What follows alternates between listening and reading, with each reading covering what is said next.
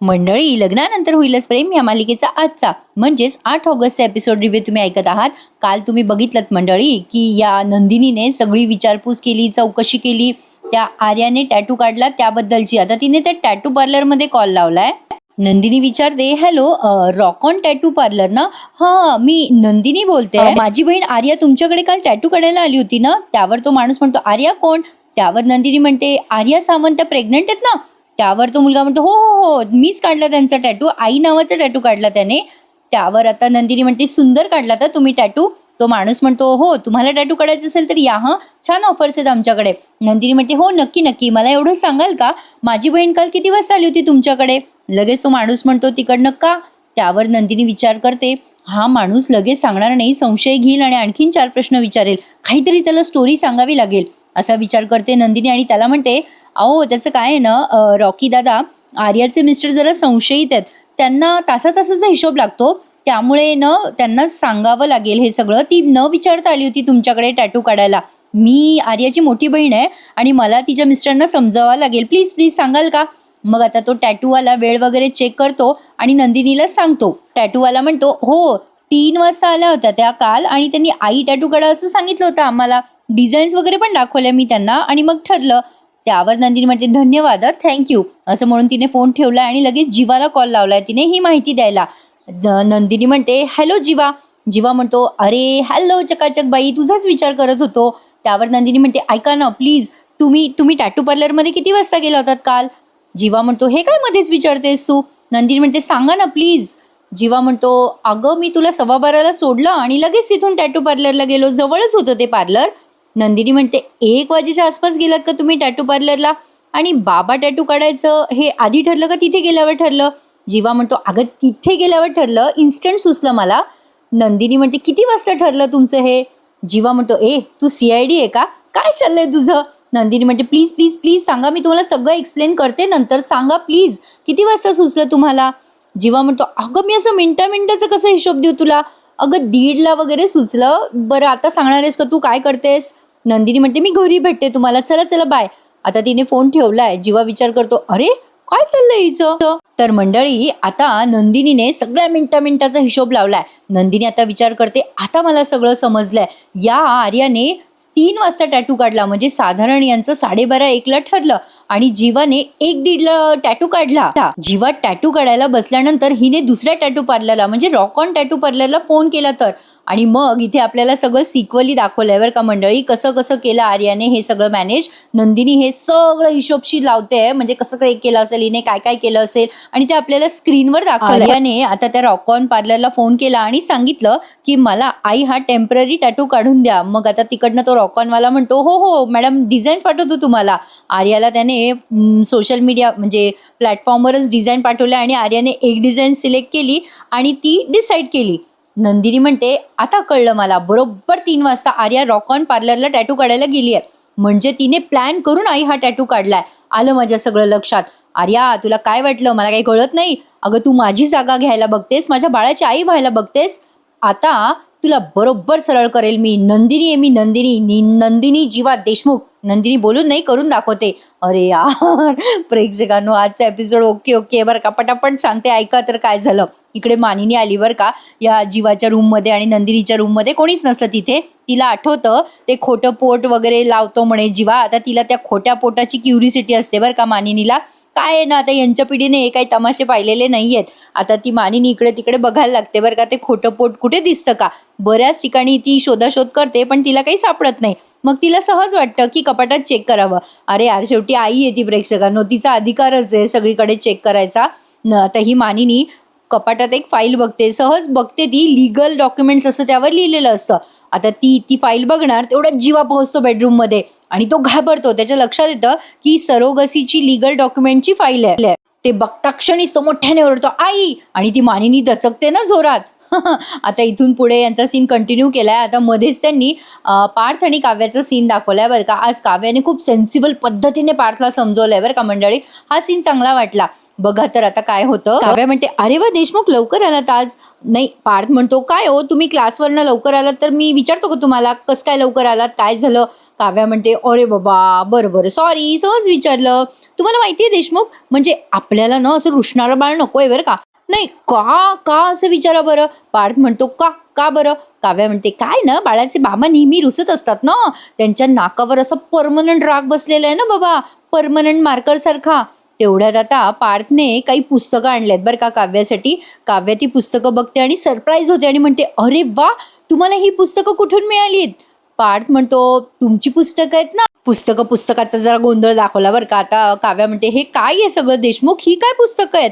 पार्थ म्हणतो, अहो 16 ऑगस्टला तुमची परीक्षा आहे, त्यानंतर आयुष्यभर माझी परीक्षा आहे.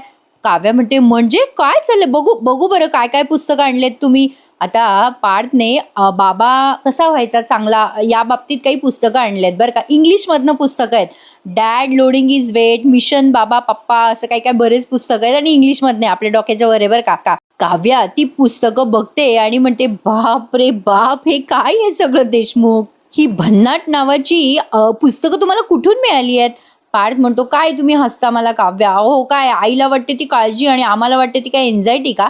अहो बाबा होणारे मी, जेन अल्फा बाळाचा, म्हणजे मला माझं सॉफ्टवेअर अपडेट करायला नको का. काव्या म्हणते, अगो बाई. पार्थ म्हणतो, अहो काव्या, मला माझ्या बाळाचा हिरो व्हायचा आहे बरं का. काव्या म्हणते, तुम्ही होणारच आहात देशमुख आणि तुम्ही आहातच आपल्या बाळाचे हिरो. पार्थ म्हणतो, मला तुमचा पण हिरो व्हायचा आहे बरं का, त्यासाठी मी एक गोष्ट केली आहे. काव्या म्हणते, काय केलं बाबा तुम्ही आता. पार्थ म्हणतो, बसा बसा तुम्हाला दाखवतो, बसा तुम्ही आधी डोळे बंद करा बरं. काव्या म्हणते, ओ तुम्ही आता काय मला स्पा वगैरे देणार आहात का पायाचा पुन्हा. पार्थ म्हणतो, नाही नाही त्यापेक्षाही भारी आहे, खरं डोळे बंद करा. काव्याने डोळे बंद केले आणि आता काव्यासमोर त्याने 2 सॉक्स धरलेत बरं का.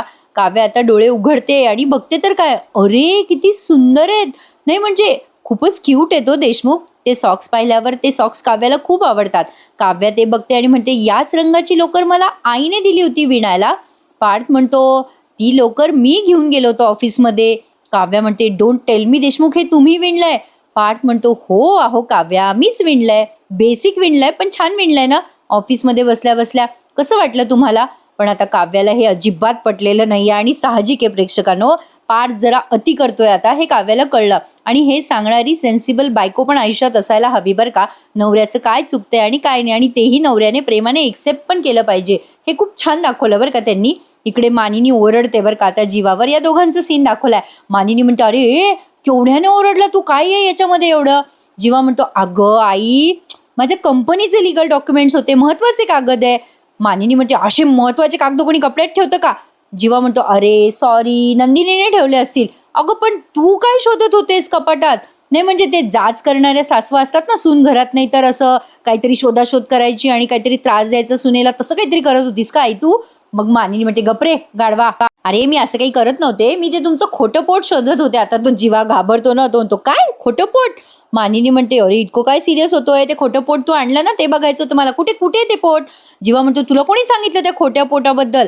मग मानिनी म्हणते, अरे सहज काव्या गप्पा मारता मारता सांगत होती ते खोट्या पोटाबद्दल, म्हणजे तशी तिनं सगळं सांगितलं मला की वसुताईने आणि रम्याने काय आगाऊपणा केला आणि तू म्हणे खोटं पोट घालून नंदिनीला करमवतोस म्हणे, काय ते बघू दे मला कुठे ते पोट. जीवा म्हणतो, म्हणजे जीवा मनात विचार करतो, अरे देवा नशीब आईला कळलं नाही, खोटं पोट कुठून दाखवू आईला आता. आता ही मानिनी म्हणते, ओय ओय जीवा एवढा काय विचार करतोय, कुठे ते पोट कुठे. जीवा म्हणतो, अगं हां ते ते ते जे अरे आता आठवलं मला, अगं काय झालं आई, ते मी फेकलं. मानिनी म्हणते, काय. जीवा म्हणतो, अगं ते मी टाकून दिलं, लो क्वालिटीचं होतं ते, त्या माणसाने फसवलं ग मला. ते त्याचा कापूस होता ना, तो पडत होता इकडे तिकडे. मग नंदिनी चिडली ना, तिला घाण झालेली आवडत नाही ना घरामध्ये, तिने उचलला आणि फेकला डस्टबिनमध्ये. मी तिला म्हटलं की नवीन आणतो पोट, मग चिडली माझ्यावर, खबरदार पोट आणाल नवीन तर. मानिनी म्हणते, बरोबरच आहे तिचं, पुन्हा हे असलं काही आणू नकोस हा जीवा. बरं तुला चहा पाहिजे का बाबा. जीवा म्हणतो, हो चालेल ना. मानिनी म्हणते, बरं चल बाबा चहा टाकते. असं म्हणून मानिनी निघून गेली आहे. जीवा आता मानिनी गेल्यावर आता जरा सुटकेचा निश्वास टाकतो आणि विचार करतो, नशीब मी ती फाईल उघड्यावर ठेवली नाही, नाही तर सगळं संपलं असतं. असा विचार करतो जीवा आणि पटकन ती फाईल क्लोज करतो आणि कपाटात पुन्हा योग्य जागी ती ठेवून देतो. आता हे सगळं करताना या रम्याने त्याला बघितलंय बरं का मंडळी. म्हणजे जीवाने बेडरूमचं दार लावलं पण हिने खिडकीतनं पाहिलं आणि यांची खिडकीच एवढी मोठी आहे बरं का, दरवाजासारखी मंडळी, काही दाखवतात. आता त्या रम्याने बघितल्या ती विचार करते, हा जीवा काय लपवत होता कपाटामध्ये, काय असेल या फाईलमध्ये. रम्या मनाशी विचार करायला लागते आणि इकडे काव्या पार्थचा सीन दाखवला. पार्थ विचारत असतो काव्याला, काय झालं काव्या, तुम्हाला काय नाही आवडलं यामध्ये. काव्या म्हणते, सॉरी देशमुख, माझ्या बोलायचा राग येईल तुम्हाला किंवा तुम्हाला वाईटही वाटू शकतं. ऑफिसमध्ये बसून तुम्ही हे करत होतात. पार्थ म्हणतो, हो मग काय झालं त्याला, किती क्यूट आहे हे बघा ना. काव्या म्हणते, हो खूप क्यूट आहे देशमुख, खूपच क्यूट आहे, त्यात शंका नाहीये. पण पण तुमचं काय चाललंय हे देशमुख. अहो आधी तुम्ही भारतातल्या टॉप 30 आर्किटेक्ट पैकी एक होतात ना, आता 20 मध्ये आलात, आता तुम्हाला काय 40-50 मध्ये जायचंय का. काय देशमुख, हे काम मला आवडत नाही म्हणून मी करत नाही असं वाटलं का तुम्हाला. अहो देशमुख, मला वेळ नाहीये आणि जो वेळ आहे माझ्याकडे ते सगळं करायला मला हा वेळ नाही घालवायचा आहे वाया. हे बघा देशमुख, आपल्याला भविष्यात हा विचार करून छान नाही वाटणार आहे की आई बाबांनी स्वतः विणून घेतलं स्वेटर किंवा मोजे आपल्या हाताने. आपल्या बाळाला काय विचार करून चांगलं वाटेल की आपली आई आयच झाली, आपले बाबा टॉप 10 आर्किटेक्टमध्ये नाव घेतलं जातं त्यांचं. आपल्या बाळाला आपल्या प्रगतीमुळे अभिमान वाटणार आहे ना देशमुख. हे बघा, आपली स्वप्न अशी नाहीये साधी सोपी, म्हणजे आपलं काम करता करता आपण हे करू हे मॅनेज करू असं नाहीये ना देशमुख. हे बघा, त्यामुळे निवड करताना जरा डोळे उघडे ठेवून विचार करून निर्णय करावा लागतो ना. नाही, जसा मी करते किंवा मी करायचा प्रयत्न करते. Please Deshmukh please. हे बघा, मी अभ्यास करतेय, ही माझी आणि बेबूची काळजी घेते, पण मी वाहवत नाही जाते या सगळ्यात. पार्थ म्हणतो, असं काय करता काव्या, हे पण महत्वाचं आहे ना. त्यावर काव्या म्हणते, हो हे सुद्धा महत्वाचं आहे, पण हेच महत्वाचं नाहीये ना देशमुख. अहो हे मी करणं सुद्धा महत्वाचं नाहीये. मला करायला वेळ नाही मिळाला, बाकी कोणी करेल, आई करेल, माझी आई करेल, किंवा त्यांनाही करायला वेळ नाही मिळाला, त्यांना जर वेळ नाही मिळाला तर ठीक आहे, काय फरक पडतोय. हे सगळं विकत मिळतं बाजारात. आपण जर आपल्या बाळाला चांगलं भविष्य नाही देऊ शकलो, आपण जर आपल्या बाळाला आई बाबाचं प्रेम नाही देऊ शकलो ना देशमुख, तर फरक पडेल. मी तुमच्यावर चिडलेली नाहीये देशमुख. हे बघा, मला भांडायचं पण नाहीये देशमुख, मी खरं सांगते. हे जे तुम्ही केलं ना, हे आय एम लव्हिंग दिस, खरंच सांगते मी. पण प्लीज बाळाच्या मागे लागता लागता देशमुख तुम्ही तुमची स्वप्न नका विसरू, असं ती पार्थला समजवते आणि निघून जाते. काय सेन्सिबल दाखवला प्रेक्षकांनो हा जो सीन होता ना तो.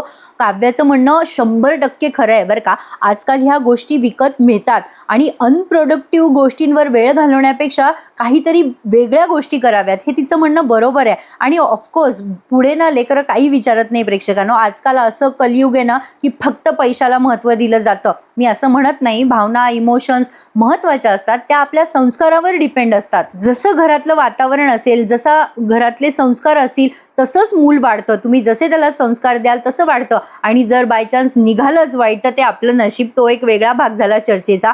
पण काव्याचं म्हणणं 100% या सगळ्या गोष्टीवर पार्थने वेळ वाया घालवू नये. त्याने त्याचं काम करावं. बाळ येणारच आहे, त्याची तयारी सुरूच आहे, पण त्याबरोबर ज्या सेन्सिबल गोष्टी आहेत त्या कराव्यात. हेच जर सगळं नंदिनीने जीवाला समजवलं असतं ना, तर आज त्यांच्यावर सरोगसीची वेळ नसती आली बरं का प्रेक्षकांनो. मला काय बोलायचंय हा मुद्दा तुम्हाला कळलाच असेल. तर आता या दोघींची चर्चा दाखवली या सीनमध्ये, रम्या आणि वसुआत्याची. आणि मंडळी, काव्याचं बोलणं तुम्हाला पटलं असेल ना तर प्लीज मला कमेंटमध्ये नक्की सांगा बरं का. म्हणजे ज्याचं त्याचं यावर वेगवेगळं मत असू शकतं. तर असो, आता रम्या त्या फाईलचा विचार करत असते तेव्हा वसुआत्या विचारतात तिला, काय ग काय झालं. रम्या म्हणते, आई काहीतरी गडबड आहे, जीवाच्या हातात एक फाईल होती. मग वसुआत्या म्हणते, काय होतं त्या फाईलमध्ये. रम्या म्हणते, मला काय माहिती, मला कळणार होतं का लांबूनच काय आहे त्या फाईलमध्ये ते. अगं आई, मला ना त्याच्या चेहऱ्यावर जरा भीती दिसली बघ. ती फाईल कोणाची आहे, ती फाईल कोणाच्या हाती लागू नये याची खटपट करत होता ग जीवा. वसुआत्या म्हणतात, अगं तू कोणत्या रंगाची फाईल पाहिली जीवाच्या हातात. मग रम्या म्हणते, काळ्या रंगाची. वसुआत्या म्हणतात, अगं पण वटपौर्णिमेच्या दिवशी काळ्या रंगाची फाईल सापडलीच नाही ना आपल्याला, आपण शोधत होतो ना. मग ती रम्या म्हणते, त्या विजयला काही सापडलं नाही, आपण पाठवलं होतं त्याला त्या दिवशी, पण मला विनाकारण त्या दिवशी मार खावा लागला. मग वसुआत्या सांगतात, हे बघ त्यांच्या खोलीत 2 फाईल आहे आणि त्या फाईलमध्ये काहीतरी रहस्य आहे आणि ते आपल्या हाती लागलंच पाहिजे. आता इकडे नंदिनीने जीवाला सगळे डिटेल दिलेत, काय काय त्या आर्याने टॅटू काढताना पराक्रम केला तो. जीवा म्हणतो, अरे बापरे, ही आर्या खोटं बोलली आपल्याशी, म्हणजे तिच्या आईने शिफ्टिंग नाही केलं. नंदिनी म्हणते तेच तर, आर्याच्या आईचा फोन तिला आलाच नव्हता, म्हणजे ती सगळंच्या सगळं धडधडीत खोटं बोलली आपल्याशी. जेव्हा याचा एकच अर्थ होतो, तुमचं फायनल झालं होतं ना टॅटूचं बाबा, तेव्हा तिने मनाशी काहीतरी ठरवलं, टेम्पररी टॅटू काढणाऱ्या माणसाला शोधलं आणि स्वतःच्या हातावर आई नावाचा टॅटू काढला. जीवा म्हणतो याचा अर्थ, नंदिनी म्हणते याचा अर्थ एवढाच होतो जीवा, अहो ती तुमच्यावरच नाही बाळावर पण अधिकार गाजवतीये आपल्या, म्हणजे ती तुम्हाला बाबा आणि स्वतःला आई समजते, कळते का तुम्हाला?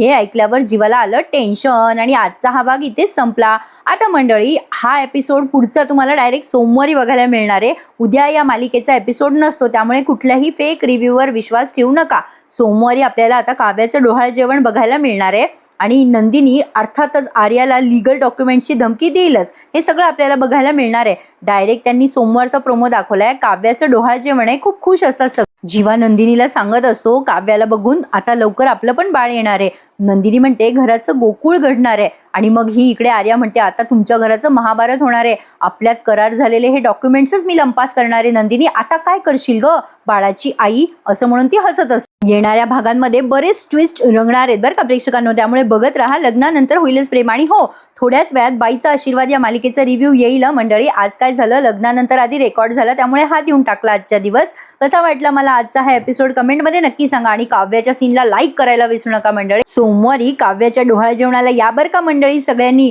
भेटूयात सोमवारी. चला तर happy weekend to all of you. Take care. धन्यवाद.